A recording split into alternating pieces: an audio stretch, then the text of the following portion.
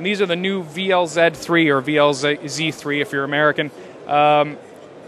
This has replaced the previous VLZ Pro, and I don't know if you can pan over there to this side. You can see the evolution of the Mackie products as we have gone from Neolithic Mackie there in the original 1604, which helped found the company, and unfortunately they're blocked by speakers here, but we get all the way up to the 1604 VLZ and the evolution of the Mackie 1604 product line. So the new one of our analog engineers decided I'm going to address what he felt were three of the weaker points of that desk.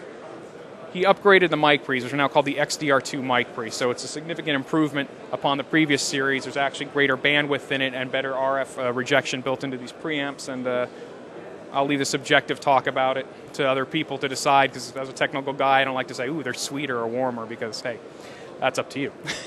It's a totally new EQ design. He decided to scrap the EQ design and start over. Again, his plan was, let's have a nice EQ that's usable. We don't want it to get too brittle or too harsh, so he's redesigned that. And one of my favorites is he's increased the headroom in the mix bus. Actually, the headroom has been increased throughout the console, and so has the frequency response. You have a wider bandwidth of frequency here, but he's increased the headroom in the left and right.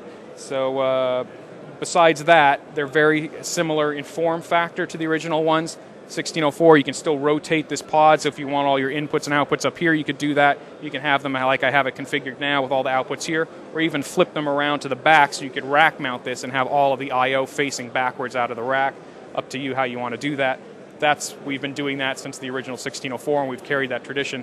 But one thing we've added, disappear off camera 1 second. We've added carrying handles into the back now. And the nice thing about this, it becomes almost like a flight case concept. So all of these have a handle, and when you carry them, if you accidentally bump into something, it's all solid steel on the back, so it's not going to actually damage the mixer. Just the bottom, paint might get scratched, but hey, it's the bottom.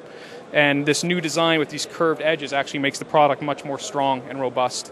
So that's a new thing. Oh, and the power supply is now universal. We've been making the 1604 for so long, it's before we ever did it. So now in this upgrade, you can actually switch between Japan, North America, and Europe.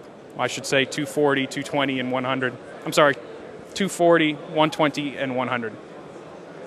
And that's the new VLZ3 series.